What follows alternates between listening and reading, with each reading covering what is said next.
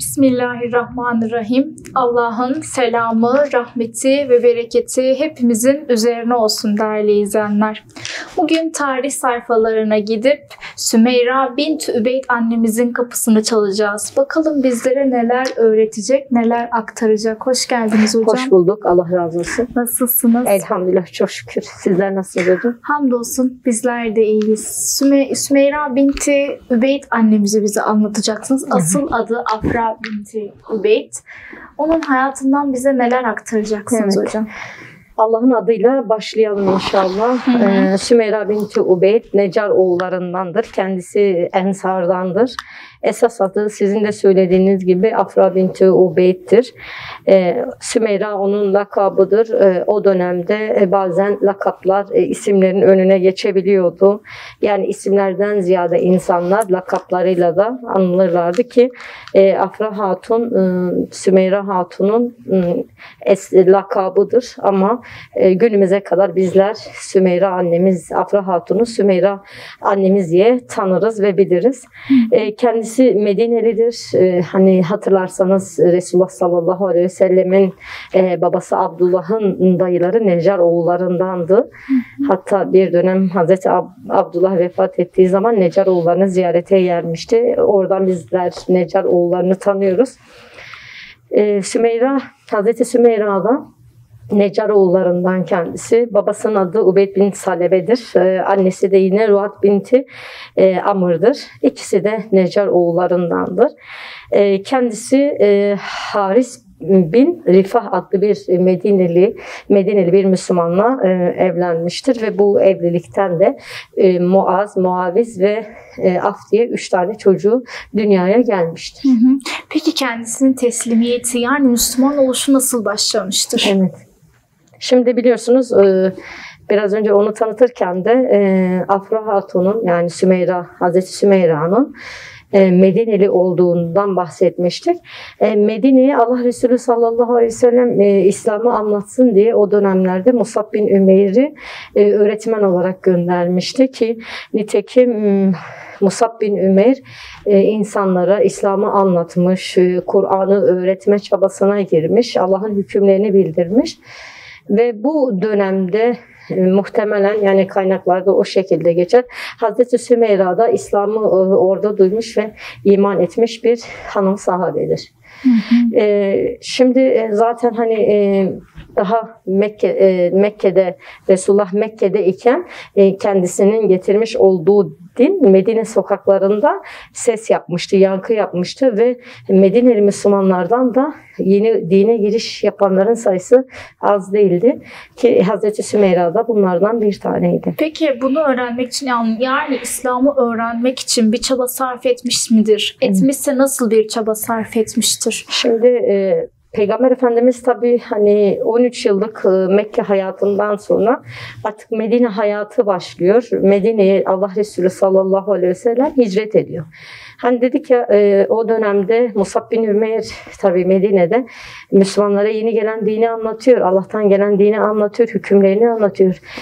Hazreti Sümeyra da İslam'ı az çok biliyor. Yani onlara öğretildiği şekilde biliyor ama Resulullah'ın 13 senelik bir Mekke hayatı var. Tabii Hazreti Sümeyra da Peygamber Efendimiz sallallahu aleyhi ve sellem o kadar çok seviyor ki tabii bu dine de tabi olmuş. Bu dinin Mekke dönemini de çok merak ediyor. Ve o kadar hani bir merakın içine giriyor ki tabii diyor ki hani ben tamam bunları öğrendim, bir de Mekke'de birebir Mekke'den gelen insanlardan ben bu dini öğreneyim. Yani o 13 senelik Mekke hayatını bir de onların ağzından dinleyeyim. Şimdi Necaroğulları Medineler arasında hani meşhur ailelerden bir ailedir. Bilinen, tanınan bir ailedir. Böyle bir aileden gelmiş Hazreti Sümeyra ve şöyle bir şey yapıyor. Muhacirlerin hanımlarıyla görüşüyor ve onlara diyor ki ben sizin evinize temizlik yapmaya geleceğim, ihtiyaçlarına gideceğim, size yardımcı olacağım. Siz de bunun karşılığında, ben sizden herhangi bir dünyalık, herhangi bir ücret istemiyorum. Bunun karşılığında siz de bana peygamberin Mekke dönemini anlatın diyor. Ya. Şimdi Gerçekten imrenilecek bir noktadır evet, burası. Hazreti Sümeyra'nın hayatını ben oldum bittim çok severim. Onun hayatından çok çıkaracağımız dersler vardı. Ben hayatımın belli kesimlerinde hayatının teferruatları çok olmamasına rağmen ara ara okurum. Neden? Çünkü gerçekten onun hani peygamber sevgisi, peygamberi hayatını öğrenme sevgisi dillere destandır. Evet. Bakın kendisi çok iyi bir aileden gelmesine rağmen ne yapıyor? Peygamberin hayatını öğrenmek için Medine'ye gelen, Medine'ye hicret eden muhacirlerin evinde gönüllü olarak iş yapıyor. Temizlik yapıyor tabiri caizse. Onların ihtiyaçlarına, dünyalık ihtiyaçlarını giderme noktasında onlara yardım ediyor. Ve onun karşılığında da Allah Resulü sallallahu aleyhi ve sellemin Mekke hayatını öğrenmek için onlardan bilgi topluyor. Her gün bu şekilde onlardan bilgi alıyor. Biz Sümeyra annemizi çocuklarının eğitiminde de tanıyoruz aslında. Tarih sayfalarında çocuklarına güzel bir eğitim veren anne olarak da görüyoruz. Peki bu konudaki çabası, bu konudaki İslam'ı öğretme sistemi nasıldı? Şimdi Hazreti Sümeyra her gün evlere yardıma gidiyor ve o kadınlardan, muhacir kadınlardan Allah Resulü'nün hayatına dair birçok bilgi öğreniyor. Özellikle Ebu Cehil'in ve müşriklerin Allah Resulüne yaptıklarını öğrendikçe Ebu Cehil'e de öfkesi ve kini artıyor. Yani özellikle en son gittiği evde Ebu Cehil'in Resulullah sallallahu aleyhi ve sellemin bizzat kendisine yapmış olduğu, Resulullah'a yapmış olduğu o deve işkembesini onun başına koyması, ona işkence çektirmesi hem fiili hem sözlü Hazreti Sümeyra'nın aklına kazanıyor ve Ebu Cehil'e karşı çok kinleniyor. Şimdi bu kinle eve geliyor. Zaten onun çocuklarını eğitirken ve çocuklarına İslam'ı anlatırken çok güzel bir yöntemi var. Şimdi eve geliyor ve eşine İslam'ı anlatıyor. Eşine her gün duyduğu şeyleri anlatıyor. İşte bugün bunu öğrendim, bunu öğrendim. Tabii bunu da nerede yapıyor biliyor musunuz? Sofrada yapıyor. Çocuklarının da olduğu yerde aslında. Şimdi evet, İnşallah çıkaracağımız derslerde buna geniş geniş değineceğiz ama yeri gelmişken o sofraları sufraya çeviriyor. Biliyorsunuz hani o dönemde Mescid-i Nebevi'nin hemen yan tarafında Mescid-i Sufa denilen bir meclis kurulmuştu. Tabiri caizse bir mektep kurulmuştu. Ve bu mektepte alimler yetişiyordu. Şehitler bu mektepten çıkıyordu. Hazreti Sümeyra da kendi sofrasını sufaya çevirmişti. Yani o Peygamber Efendimizin Mescid-i Nebevi'nin yanındaki sufayı kendi sofrasına taşımıştı. Evet, taşımıştı. Ama bunu yaparken çocuklarını direkt muhatap almıyordu. Hani siz de biliyorsunuz ki hani bir insana nasihat ettiğin zaman direkt kendi üzerine alınmaz ya da kulak kabartmaz. Ama bu noktada çocuklar hani babayla anne arasındaki diyalog onlar için çok etkilidir ve o bilgileri hani Hazreti Sümeyra aslında eşine anlatıyorum şeyiyle, hareketle çocuklarına aslında anlatıyor ve çocukları da bu Hazreti Sümeyra'nın bu yönteminden çok etkileniyor ve Hazreti Sümeyra'nın anlattığı her şeyi bu çocuklar kafalarına kazıyorlar. Hani Hazreti özellikle Resulullah sallallahu aleyhi ve selleme Ebu Cehil'in yaptıkları bu çocuklarda o kadar bir yer yapmış ki yani onların da Ebu Cehil'e karşı kinleri çok artmıştı. Evet. Hani ilk öğrendiği zaman Hazreti Sümeyra nasıl kinlenmiş ise çocuklar da öğrendikleri zaman Ebu Cehil'e karşı çok kinleniyorlar. Kalplerinin bir köşesinde kabuk bağlamayan bir yara açılmıştı aslında. Evet. Şimdi burada Hazreti Sümeyra'nın çarpıcı bir şeyi dikkatimizi çekiyor ki çarpıcı bir noktadır bu. Bilgileri direkt gelip çocuklarına aktarmaması. Aslında esas gayesi çocuklarını eğitmek ama eşine anlatıyormuş gibi yapıyor. Eşine anlatıyor. Aynı zamanda eşine anlatırken çocukları da bu bilgilerden nasipleniyorlar. Bir de benim ilgimi de çeken bir nokta vardı. Hani siz diyorsunuz ya sofradayken eşine anlatıyor gibi yapıyordu ama aslında aslında muhatapları çocuklarıydı. Evet. Bir de sadece nasihat etmek değil de yaşayarak da öğretiyordu onları. Aslında biz Sümeyra annemizden bunu da görüyoruz. Hayatına geçirerek de çocuklarına bir örnek oluyordu. Yani şimdi baktığımız zaman hani Hazreti Sümeyra'nın hayatına elbette ki çıkaracağımız derslerde buna değineceğiz ama elbette ki yani bir kadının, yani Necar oğullarından olan bir kadının evlere gidip temizliğe gidip birinin hayatını merak etmesi, bunlar herkesin yapacağı bir iş değildir. Hazreti Sümeyra Allah Resulü'nün hayatını öğrenmek için böyle bir fedakarlık yapıyor. Evet. Çocuklarına da bilinçli bir anne. Çocuklarına da İslam'ı nasıl anlatacağını çok iyi bilen bir anne. Evet. Ve bizlere de aslında hani çok güzel bir örneklik teşkil ediyor. Seçmemiz gereken yöntem, olmamız gereken bir yolu bize gösteriyor. Evet. Bir de çocuklarını Bedir'e gönderirken gösterdiği bir tutum vardı hocam. Bu tutumu siz bize nasıl anlatırsınız? Nasıl bir tutum sergilemiştir? Şimdi günler bu şekilde zaten geçiyor. Hazreti Sümeyra sürekli her gün evlerde Resulullah'ın hayatından her gün yeni bilgiler öğreniyor. Tabii en son öğrendiği bilgi de Ebu Cehil'in Resulullah sallallahu aleyhi ve selleme yaptığı işkencelerde çocukları da bundan çok etkilenmişti. Hatta demişler, yemin içmiştiler hani Ebu Cehil'i gördüğümüz yerde biz onu öldüreceğiz diye. İşte, tabii günler geçtikten sonra Bedir hazırlığı, Bedir Savaşı'nın hazırlığına girişiliyor. Tabii Hazreti Sümeyra'nın 3 oğlu da Af, Muaz, Muaviz. Yaşları çok büyük olmamasına rağmen onlar da savaşa katılmak için hazırlık içerisine giriyorlar. Tabii annelerinin de burada onlara bir desteği var. Tabiri caizse anneleri de onlara ön ayak olmuştur. Medine sokaklarında çünkü herkesin evinde bir savaş hazırlığı var. Sümeyra'nın evinde de böyle bir savaş hazırlığı var. Ve cihat meydanına çocuklarını gönderirken onlara diyor ki, diyor eğer diyor hani ben sizi bu şekilde gönderiyorum diyor, eğer siz diyor Resulullah'a bir şey olur da siz sağ salim evinize dönerseniz diyor ben sizi kesinlikle eve almam diyor. Anne bu şekilde onlara telkinde bulunuyor. Teslimiyet. Evet.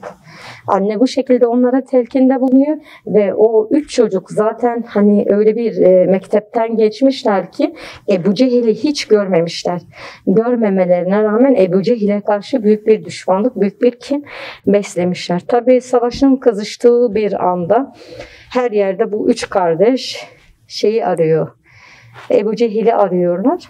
Ebu Cehil'i tabii hiç görmemişler, tanımıyorlar, bilmiyorlar sima olarak. Her önlerine gelene Ebu Cehil'i soruyorlar. Her gelende ne yapacaksınız Ebu Cehil'e diyor. Vallahi diyor biz onu gördüğümüz yerde öldüreceğiz diyor. En son Abdurrahman bin Aff'a geliyorlar. Hatta Abdurrahman bin Af kendi ağzından söylüyor. Diyor geldiler bana sordular Ebu Cehil hangisi? Diyor ben de elimle işaret ettim şuradaki diyor. Vallahi diyor daha benim elim yere inmeden diyor o 3 tane çocuk diyor, 3 tane genç diyor Ebu Cehil'in üzerine çullandı diyor. Tabi orada bir arbede de oluşuyor. O arbedede Hazreti Sümeyra'nın büyük oğlu Afta şehit oluyor. Tabii bunlar büyük bir mücadelenin içerisine giriyor. Orada bu Ebu Cehil'i kılıç darbeleriyle yere düşürüyorlar. Onlar tabii tekbir getiriyorlar. Ümmetin firavununu öldürdükçe Allah Resulü'nün yanına koşuyorlar. Allah Resulü sallallahu aleyhi ve selleme bunun müjdesini veriyorlar. Diyorlar ya Resulullah biz ümmetin firavununu yere devirdik diyorlar. Allah Resulü sallallahu aleyhi ve sellem de Abdullah bin Mesud'a diyor ki hadi git bak diyor gerçekten Ebu Cehil ölmüş mü?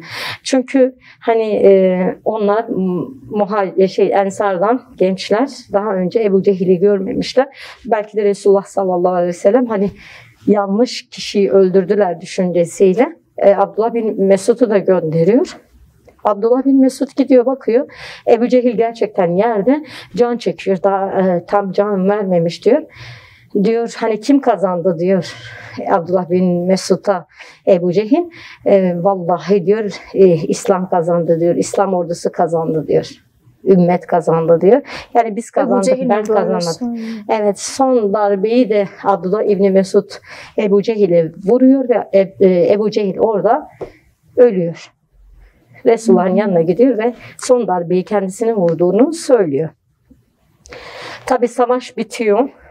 Savaş meydanı biliyorsunuz Müslümanların zaferiyle sonuçlanıyor. Müslüman ordusu evlerine dönüyor. Medine'ye dönüyorlar. Hazreti Sümeyra'nın 2 oğlu Muaz ve Muaviz de annelerinin yanına gidiyor. Sümeyra'nın yanına, Hazreti Sümeyra'nın. Ve diyor ki sana 2 müjdeyle geldik anne diyorlar. 2 müjdeyle geldik. Bunlardan birincisi diyor bizler diyor ümmetin firavununu öldürdük diyor. Zamanımızın firavununu öldürdük diyor. Tabi orada çok seviniyorlar.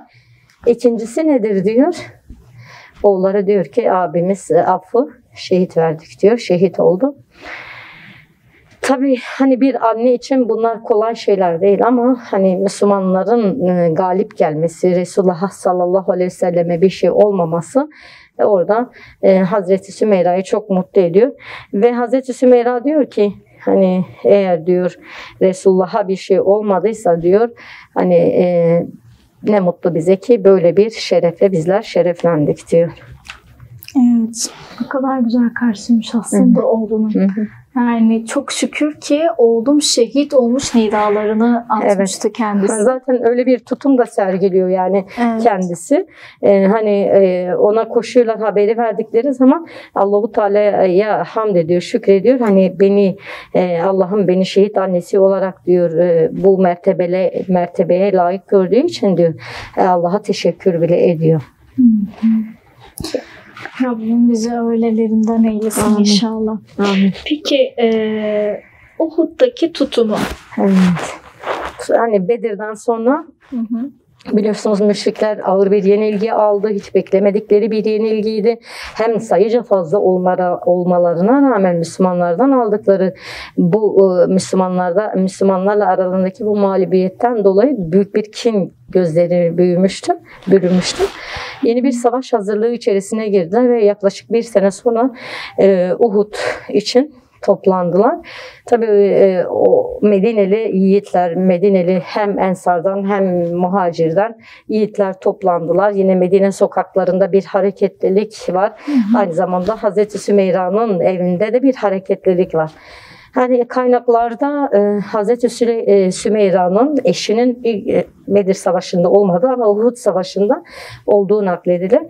Gerçekten de Hazreti Sümeyra o savaşa babasını, eşini ve 2 oğlunu, geri kalan 2 oğlunu beraber hazırlıyor. Yani 4 tane kendi evinden, kendi hanesinden yiğit Hazreti Sümeyra savaşa kendi elleriyle onları hazırlıyor ve diyor ki bunda eşini de katarak diyor ki vallahi diyor eğer Resulullah'a bir şey olur da siz sağ salim evinize gelirseniz vallahi diyor ben bilirim size ne yapacağımı diyor. Aynı benzer şeyleri babasına da söylüyor. Ve savaş tabii başlıyor her tarafta böyle kızışan bir savaş var. Orada biliyorsunuz şöyle bir olay oluyor. Musab bin Ümeyr biliyorsunuz fiziki bakımdan Resulullah sallallahu aleyhi ve selleme benzeyen bir sahabe. Ve Hazreti Musab bin Ümeyr şehit ediliyor. Şehit edilince müşrik bağırıyor. Onu Peygamber Efendimiz'e benzettiği için Muhammed'i öldürdüm, Muhammed'i öldürdüm diye. Savaş meydanı bu sözle, bu sesle yankılanıyor. Bu sesin yankıları Medine'ye kadar gidiyor. Yani zaten Uhud ile Medine arasında çok bir mesafe yoktur. Yaklaşık 5 kilometrelik bir mesafe var. 5 ya da 7 kilometre. Bu sesin yankısı Medine'ye kadar gidiyor. Tabii bütün evlere ateş düştüğü gibi herkeste bir telaş, bir şey. Hazreti Sümeyra da böyle bir telaşa, hem öfke var hem korku var, Resulullah'a bir şey olduysa ne yaparız gibisinden hemen savaş meydanına koşuyor. Savaş meydanına koşuyor. Tabii onu tanıyan Müslümanlar bakıyorlar ki Hazreti Sümeyra'nın babası şehit olmuş. Savaş meydanında gözümüze bir tasvir edelim. Koşuyor, o yaralıların, o şehit olmuşların içerisine dalıyor. Ve bir tanesi oradan diyor ki baban şehit olmuş diyor. İnne lillah ve inne ileyhi raciun diyor. Devam ediyor buna. Resulullah'a bir şey oldu mu diyor. Resulullah nerede diyor. Sonra başka bir Müslüman ona eşinin şehit olduğunu söylüyor. Yine aynı cevabı veriyor. Sonra 2 tane çocuğunun şehit haberini alıyor. Yine aynı şeyi söylüyor. O söylenenleri duymuyor bile. Onun için sadece önemli olan Resulullah'ın sağ olması, Resulullah'ın başına bir şey gelip gelmediğini merak ediyor. En sonunda tabii Resulullah sallallahu aleyhi ve sellemi kendi gözleriyle gördükten sonra Allah'a şükürler olsun diyor. Sana bir şey olmadı ya diyor. Hani kime ne olduysa oldu diyor. Bunlar Allah'tan gelen musibetlerdir diyor. Ama yeter ki sana bir şey olmasın diyor. Burada da büyük bir teslimiyet yine gösteriyor. Siz böyle anlatınca ben bir an oraya gidip empati kuruyorum. Çok da iyi bir dinleyici olduğumu söylerler. Gerçekten zor. Çok zor. Evet. Yani hakikaten sıkıntılı bir süreçten geçip bunun yanı sıra Uhud Savaşı'nda da ailesini kaybetmesi ama hala Resulullah demesi bugün kaç kişimizin yapacağı hareket acaba? Şimdi bu hani yaşanmıştır, hikaye değildir. Hani bunu da seyircilerimize söyleyelim. İşte biz böyle duyunca yapalım. hocam aslında hep hikaye olarak anlıyoruz. Hani çünkü yaşamadık, görmedik. Nasıl bir kitap okuyorsak bir seyri okuduğumuzda da bir kitap gibi okuyoruz. Ama bunlar yaşanmışlar. Ama böyle anlatınca daha etkili oluyor hocam ya. Böyle siz anlatınca ben de bir oralara gidiyorum. Sizi dikkatli bir şekilde dinleyerek. Gönüllere dokunması niyetiyle. Empati kuruyorum. Gönüllere dokunuyorsunuz. En azından benim gönlüme dokunuyorsunuz. Allah razı olsun. Gönüllere dokunsun inşallah. Ümmü Seb'a Atüş Şüheda diye bir lakabı da vardı. Böyle de anılıyordu. Bunun sebebi ve hikmeti nedir? Evet. 7 şehit annesi demektir. Ki Hazreti Sümeyra'nın hani en son Uhud'da da eşinin, babasının, 2 çocuğunun şehit oluşu, ailesi yok oluyor. Yani aile namına bir kurumu kalmıyor. Bunların şehadetinden sonra tabii hani rivayetlerde Hazreti Sümeyra'nın hani böyle tarihsel olarak, rakamsal olarak bir şeyi yoktur. Yani bir tarihsel olarak rakam verilmez. Hani ne kadar süre sonradır bilemeyiz ama sadece bildiğimiz eşinin vefatından sonra tekrar evlendi. Yine Medineli bir Müslümanla evleniyor. Ve bu evlilikten de yine Buker İbni İyalel diye bir Medineli ile evleniyor. Bu evlilikten de 4 tane erkek çocuğu yine dünyaya geliyor ki bunlar Akil, Amir, Halit ve İlyas adamlar. Ve bunlar da hani rivayetlerde zaten nasıl önceki çocuklarını, erkek çocuklarını yetiştirdiyse bu çocukları da hem şehadet aşkıyla hem İslam'la yetiştirmiştir. Anne onların terbiyesine önem vermiş, İslam aşkıyla ve şehadet aşkıyla bunları yetiştirmiş. Türkiye rivayetlerin birçoğunda bu 4 çocuğunun da Yermuk'ta, Yemame'de ve Katsiye'de şehit oldukları rivayetler arasında geçmektedir. Yani şimdi bunlar hani o Ashab-ı Suffa dediğimiz sofra meclisi var ya, bunlar oradan şehit olarak yetiştirildiler. Yani öyle bir teslimiyet vardı ki onlarda, Resulullah sevgisi vardı ki annede bu şekilde Resulullah sevgisi varsa elbette ki çocuklarda da yansıması görülür. Değil mi? Evet. Hocam kısa bir ara verelim mi? Sonra inşallah tekrardan çıkaracağımız dersler bölümüyle devam edelim. Değerli izleyenler, kısa bir aradan sonra sizlerleyiz.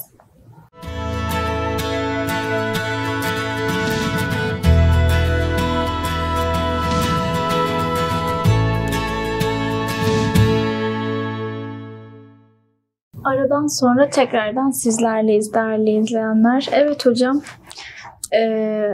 şehit annesi olduğunu anlatmıştınız en son. Bir de çıkaracağımız dersler bölümüne gelelim. Şimdi Hazreti Sümeyra'nın hayatına bir yolculuk yaptık. Yolculuğumuz güzel geçti umarım. Evet, inşallah. Gönüllere dokunabilmişizdir inşallah o Teala. Onun hayatından kendi hayatımıza taşıyacağımız birçok örnek davranış vardır. Hani çıkaracağımız tabii herkes farklı ders çıkarabilir. Bunu da ekleyelim.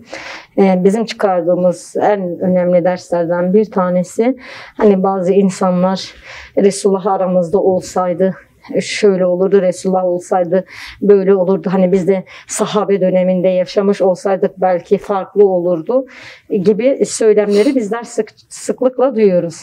Şimdi bizler Afra Hatun'a, yani Hazreti Sümeyra'ya baktığımız zaman Hazreti Sümeyra Medineli bir Müslüman. Ensardan kendisi. Daha Allah Resulü sallallahu aleyhi ve sellem ile tanışmadan sadece onun gönderdiği bir muallime ile İslam'ı öğreniyor ve İslam'ı o kadar seviyor ki, Allah Resulü'nü o kadar seviyor ki onun hayatını öğrenmek için büyük bir çaba içerisine giriyor. Yani bu bahane olmaması lazım. Hani Allah Resulü olsaydı farklı olurdu. Allah Resulü var iken müşrik olan birçok insan var. Münafık olan birçok insan var. Allah muhafaza, hani onlardan da insanlar olabilirdi. Hani bu bizim için bir bahane olmaması lazım. Resulullah aramızda olsaydı farklı olurdu. Resulullah aramızda olmamasına rağmen onun getirdiği şeyler, özellikle Kur'an-ı Kerim hala içimizde, hala canlı. Hala ilk günkü canlılığını, tazeliğini koruyor. Hem şöyle bir artısı vardır. O dönemde Kur'an-ı Kerim'in ayetleri peyderpey inerken şimdi Kur'an-ı Kerim bir bütün halinde, bir mushaf halinde bizim ellerimizde. Yani o dönemlerde onu bulmak zor iken şimdi bütün Müslümanların evinde birkaç tane Kur'an-ı Kerim bulunabilmektedir. Yani bu bahaneye bizler sığınmayalım. Eğer şimdi peygamber bu dönemde yaşamış olsaydı biz insanlar farklı olurduk düşüncesi bizde hasıl olmasın. Çünkü onun döneminde yaşamış bir takım insanlar müşrik olmuşlardır. Bir takım insan münafık olmuştur. Tabii ona iman eden insanların sayısı da az değildir. Şimdi çıkaracağımız başka bir ders de yine Hazreti Sümeyra'nın Allah Resulü sallallahu aleyhi ve sellemin hayatını öğrenme adına göstermiş olduğu fedakarlık. Ki belki de en önemlisi bu. Bizler bakıyoruz Hazreti Sümeyra kendisi iyi bir aileden gelme olmasına rağmen insanların evine temizliğe gidiyor. Neden? Allah Resulü'nün hayatından kesitler öğrenmek için. O Mekke dönemini merak ediyor. Merak ettiği için de evlere temizliğe gidiyor. Şimdi sevgi eylem gerektirir. O da o kadar çok seviyor ki Resulullah'ı ve Resulullah'ı o sevdiği insanı merak ettiği için böyle bir işe girişiyor. Evlere gidiyor, iş yapıyor ve onun karşılığında Resulullah'ın hayatından bölümler öğreniyor. Resulullah'ın o 13 yıllık hayatında neler yaşadığını ve nelerle mücadele ettiğini öğrenmek istiyor. Bu çıkaracağımız öbür derste.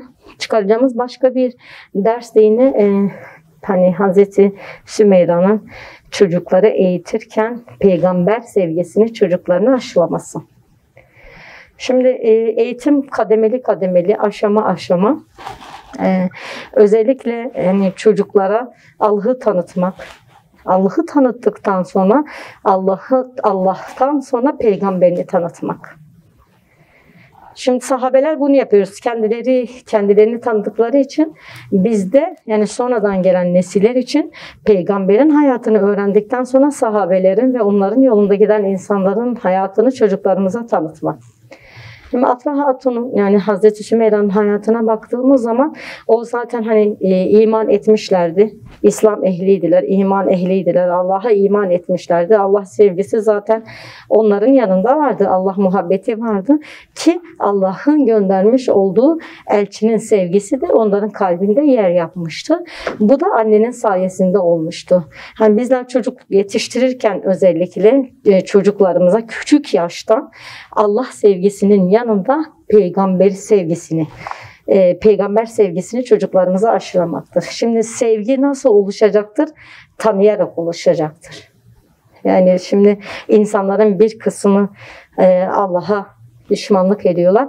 Bunlar Allah'ı iyi tanımadıklarındandır. Allah'ın ne kadar büyük olduğunu, ne kadar rahmet sahibi, ne kadar merhamet sahibi, ne kadar rızık sahibi ya da yarattıkları ne kadar çok sevdiğini bilmemelerinden kaynaklıdır. Ya da tanımak istememekten kaynaklanıyor. Şimdi kişi bilmediği şeyin düşmanıdır. Yani bu Allah için de Resulü için de geçerlidir. Şimdi Resulullah geldiği dönemde insanlar gerçek manada Resulullah'ı tanıma adına adımlar atmış olsalardı seveceklerdi. Niçin? Resulullah onlara hem dünya kurtuluşu hem ahiret kurtuluşu için gelmişti. Yani hem dünyadaki bazı sıkıntılardan onları kurtarmak için hem ahiretteki azaptan onları kurtarmak için gelmiştir. Tebliğ de bu yöndedir zaten. Şimdi çocukları bizler eğitirken Allah sevgisinin yanında peygamber sevgisini de onlara aşılamamız lazım. Tıpkı Hazreti Sümeyra'nın yaptığı gibi. Bakın onlar Hazreti Muhammed Aleyhisselatü Vesselam'ı daha görmeden iman etmişlerdi. Onun sevgisi ve muhabbeti onların kalbine yerleşmişti. Bu şekilde çocuklar terbiye oldular mı, eğitildiler mi, öğretildiler mi? Tabii ki de rehberleri, önderlerini daha iyi bileceklerdir ve daha iyi tanıyacak ve daha iyi seveceklerdir. Şimdi anne bu kadar fedakarlık yapıp birinin hayatını öğrenmek için çaba sarf ediyor, gayret gösteriyor. Bunun yanında böyle anneden peygamberi her şeyden çok seven çocuklar meydana gelir. İşte o ashab-ı suffada, o sofrada Hazreti Sümeyra bunu yapmıştır. O sevgiyi o kadar güzel aşılamıştır ki o çocuklara, o sevgi onlar için bir yön olmuştur. Her şeylerini verecek kadar, insan için en önemli olan şeyi, yani canlarını verecek kadar Resulullah'ı sevmişlerdir. Yani Resulullah'ı tanımakta bir pusulu olmuştur aslında. Sümeyra binti annemizin o sevgiyi aşılaması. Evet, şimdi bizler de çocuk terbiyesinde özellikle eğer bizler İslami manada onları yetiştirmek istiyor isek Allah sevgisiyle beraber peygamber sevgisini de onlara aşılamamız lazım. Peygamberi ne şekilde seveceklerini onlara öğretmemiz lazım. Sümeyra annemizin yaptığı gibi. Evet, çıkaracağımız başka bir ders de çocukları eğitme şekli. Hani bunu konunun girişinde anlatmıştık ya, o Medineli, Mekkeli Müslümanların evine temizliğe gidiyor ve Resulullah'ın hayatından kesitler öğrenip gelip sofrada eşini anlatıyor. Eşini anlatıyor. Aslında eşi nazarında çocuklarını anlatıyor. Yani bu eğitimi direkt yapmıyor. Şimdi bizler biliyoruz ki bizler anneler olarak özellikle çocuğumuzu eğitmeye kalkıştığımız zaman çoğu zaman bu şeyi duyabiliyoruz. Hocam ben söylüyorum etkili olmuyor, siz söyleyin.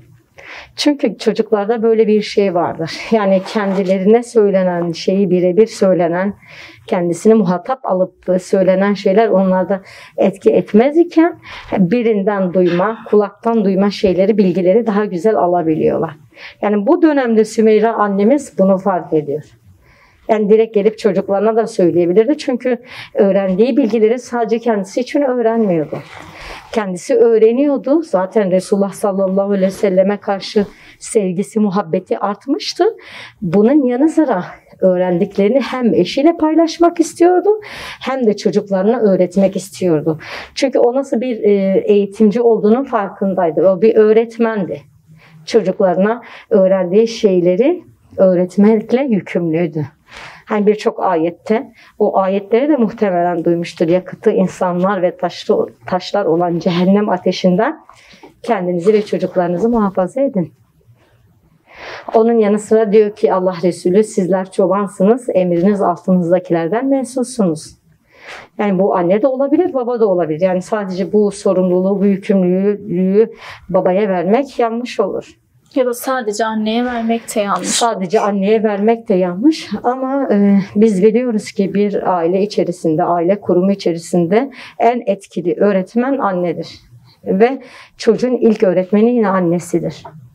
Eğitim çünkü anne karnında başlar. Yani o çocuğu taşıyan annedir, baba değildir. Eğitimi de karında başladığına göre, daha dünyaya gelmeden başladığına göre demek ki en birinci öğretmeni ve en etkili öğretmeni annesidir.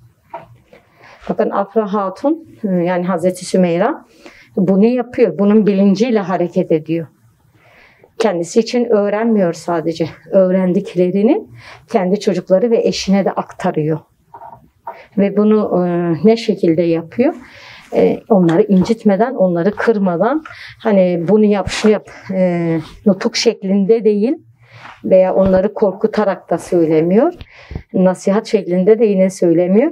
Eşine söylüyor. O biliyor ki çocuklar bilgi hırsızıdır. Çocuklar o bilgiyi anne ve babadan alıyorlar. Sohbet edasıyla. Evet. Sohbet edasıyla o söylenenleri alıyorlar.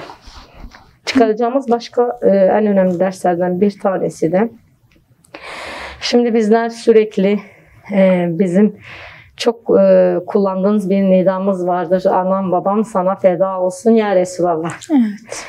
Şimdi sevgi eylem gerektirir ve feda olmaktan Sümeyra annemiz gibi feda olmayı gerektirir.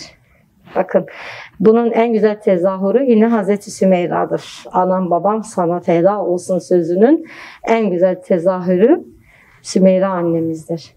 Neden? O sözde değil, eylemde de bunu göstermiştir. Bakın 7 tane çocuğunu, eşini, babasını Allah yolunda şehit veriyor ve ondan herhangi bir isyan duyulmuyor. Neden? Çünkü eğer ben anam babam sana feda olsun dediğim zaman her şeyimi Allah yolunda, Allah Resulü'nün yolunda feda etmem gerekiyor. Şimdi onun feda ettikleriyle bizim feda ettiklerimize baktığımız zaman acaba bizler nelerimizi feda etmişiz Allah yolunda, Allah Resulü'nün yolunda? Hazreti Sümeyra ile kıyas edelim. Neden? Çünkü onların hayatı günümüze kadar gelmiş ise öğrenilen hiçbir bilgi boşa değildir. Günümüze kadar gelmiş ise elbette ki hikmetleri vardır. Eğer bir insan bir konuyu duymuş ise, şimdi bizi izleyenler, bizi dinleyen seyircilerimiz, bir şeye ihtiyacımız olduğu zaman Allah-u Teala bir şekilde bize onu duyuruyor.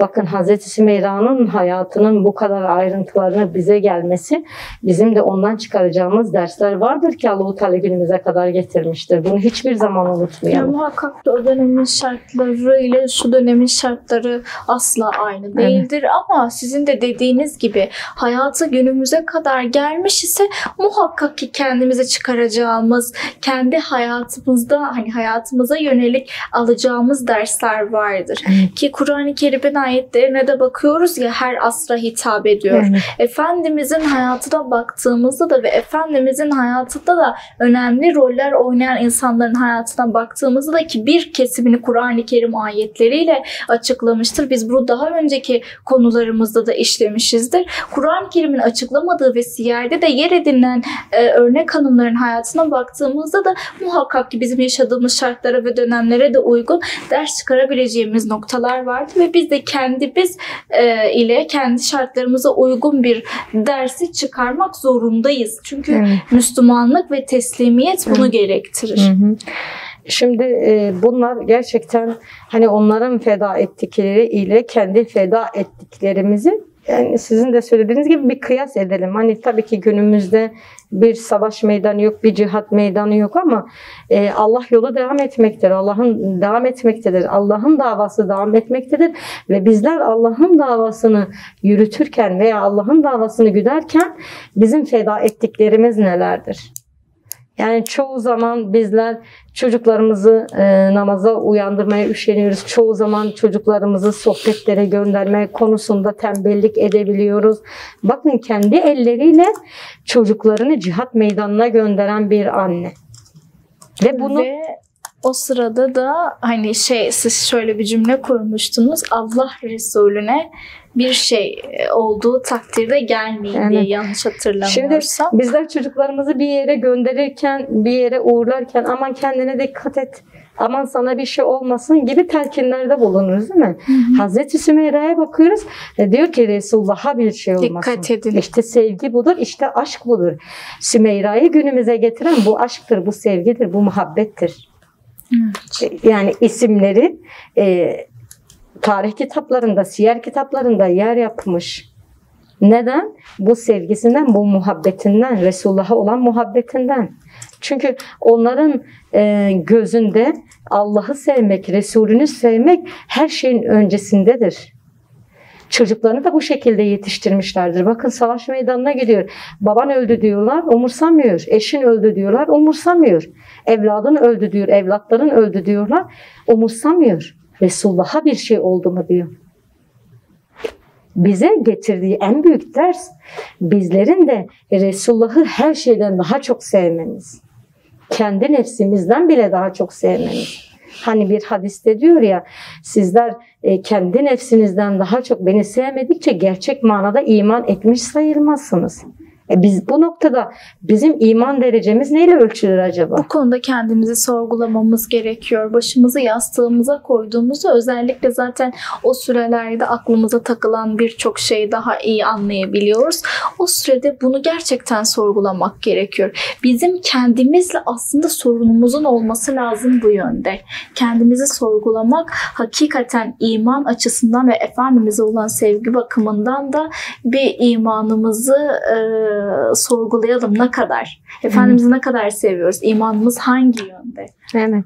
Bunu da muhasebeyle, yaptıklarının muhasebesini aslında yapmakla inşallah ortaya çıkacaklardır. Hani olabilir. Hani Hazreti Sümeyra'dan daha çok fedakarlık eden Müslümanlar da içimizde vardır. Olmalıdır da. Olmayabilir de. Ama onlar gibi, hani bizler birer Sümeyra olabilir miyiz? Olamayız. Ama onlar gibi olabiliriz. Çünkü Allah Resulü sallallahu aleyhi ve sellem hani İslam'ı öğrenmekte birçok aşama vardır. Yani bizler İslam'ı kiminle öğreniriz? Kur'an'la öğreniriz. Kiminle öğreniriz? Peygamberiyle öğreniriz. Kiminle öğreniriz? Peygamberin sahabeleriyle. Daha sonra peygamberin tabilerin hayatına. Çünkü onlar ayetleri duydukları zaman işittik ve itaat ettik diyorlardı. Yani ben sonra yaparım, daha hazır değilim ya da bu zamana göre bir ayet değildir. Asla böyle bir şey konuşmamışlardır. Şimdi Allah'ın ayetlerinin güncellenmesi gerektiğini söyleyen söylemler var. Bizler bakıyoruz ki bunlar cennetle müjdeleniyor. Allah Resulü hadislerinde bunların cennetle müjdelendirildiğine dair hadis söylüyor. Cennetlik birine bakmak isteyen şu hanıma baksın diyor mesela. Allah Resulü'nün ağzından çıkan her şey biliyorsunuz ki Allah'tandır. O kendi nefsinden asla konuşmaz. Evet. Şimdi bizler kendimizi hep sorgulamamız lazım. Yapıyor da olabiliriz ama yapmıyor da olabiliriz. Ki yapmayanlar daha çoğunlukta bu zamanda. Hani Allah Resulü sallallahu aleyhi ve sellem yine bir hadis-i şerifi var. Diyor ki bütün ümmetlerin bir helakı vardır. Benim ümmetimin helakı da dünya sevgisidir diyor. Dünya sevgisidir aslında bizi bu kadar tembelliğe sürükleyen. Dünya sevgisidir belki de feda etmek istediklerimizi feda etmekten bizi alıkoyan. Ama o dönemde onlar kendi nefislerini Allah'a satmışlar. Cennet karşılığında bakın 7 tane evladını şehit olarak Allah yolunda veriyor. Ve bu hani şehitliğe verdikleri önemin bir göstergesi. Şimdi hani çıkaracağımız bir ders de yine buydu ki hani şehitliğin ve şehadetin İslam'daki yeri ve Müslümanlar içerisindeki yeri.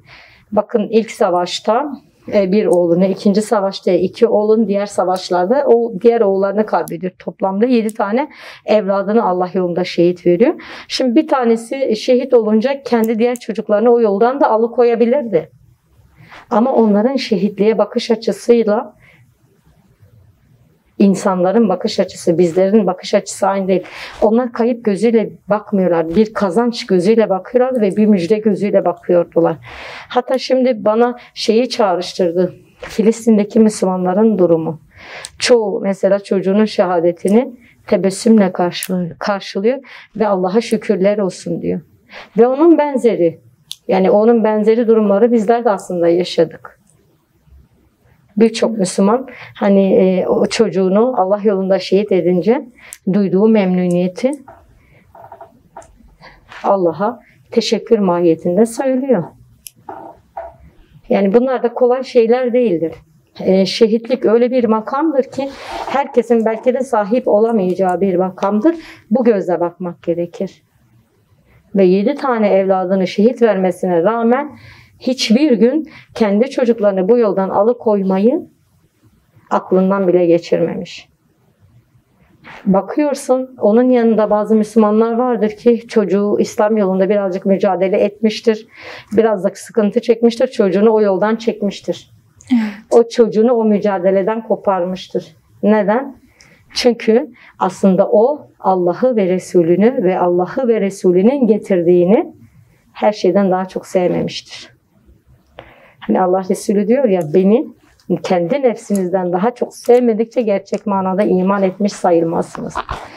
Ama Hazreti Sümeyra bize neyi gösteriyor? O anam babam sana feda olsun ya Resulullah sözünün cani gönülden söylediğini ve bedel ödemesi gerekirse bedel ödenecek en güzel bedelleri kendi çocuklarını Allah yolunda cihada göndererek ispatlıyor. Yani bu sözde söylenen bir söylem değil. Bunu eylemde de Hazreti Sümeyra gösteriyor. Şimdi çıkaracağımız başka bir ders de Hazreti Sümeyra'nın yine Allah Resulü'nü sevgisinden bahsettik ya. Bir de Allah Resulü'nün düşmanlarına karşı Müslümanların da düşman olmasını aslında bize gösteriyor. Hani bir evde Ebu Cehil'in Allah Resulüne düşman olduğunu öğreniyor. Allah Resulüne yaptığı işkenceleri öğreniyor. Ve geliyor eve, evde aynısını eşine ve çocuklarına anlatıyor. Çocukları da peygambere düşman olana düşman oluyor. Yani buradan çıkaracağımız ders nedir? Allah'ın sevdiklerini biz de seveceğiz ama Allah'ın düşmanlarına karşı biz de düşman olacağız. Peygamberin sevdiğini biz de seveceğiz. Peygambere düşman olanlara biz de düşman olacağız. Aslında bu sevgide bir zorluk değildir. Zaten biz Efendimiz'i ve Allah-u Teala'yı seviyorsak bizim sevgimiz de onu sevenlerin sevdiğine olabilecek bir sevgidir. Bugün ben sizi seviyorsam sizin sevdiğinizi de severim. Bu da böyle bir durumdur. Aslında sevginin manası budur. Evet. Tabii Hazreti Sümeyra'nın hani biraz sevginin ötesinde bir kavram. Yani 12'si sevgi, 12'si aşk, 12'si muhabbet. 12'si çok farklı. Peygambere ve onun davasına olan sevgisi. Evet. Onun düşmanına da kendisi düşman oluyor. Bakın ilk savaşta çocukları Ebu Cehil'i arıyor. Hiç Ebu Cehil'i görmemelerine rağmen Ebu Cehil nerede onu öldüreceğiz diyorlar. Bakın birebir kendileri de şahit olmamış. Ama peygamberi o kadar sevmişler ki kendi canlarından, kendi kanlarından, kendi mallarından o kadar daha çok sevmişler ki peygambere düşmanlık eden bu azılı müşriği nerede bulsalar ilk bu olayı öğrendikten sonra öldüreceğiz diye yemin içiyorlar. Evet. İşte sevgi budur, işte aşk budur, işte muhabbet budur. Yani sevgide sevdiğinin sevdiğini sevmek var, sevdiğinin düşmanına düşman olmak vardır. Allah hepimize bu şekilde çocuklar yetiştirmeyi nasip etsin inşallah. Ki böylelikle de şehadete kavuşmuşlardır. Şehadet demişken 6-7 Ekim olaylarında daha şehit edilen şehitlerimize rahmet ve minnetle anıyoruz. Hocam bugünlük de bize ayrılan sürenin sonuna geldik. Yine aynı gün ve aynı saatte sizlerle birlikte olacağız. Allah'a emanet olun.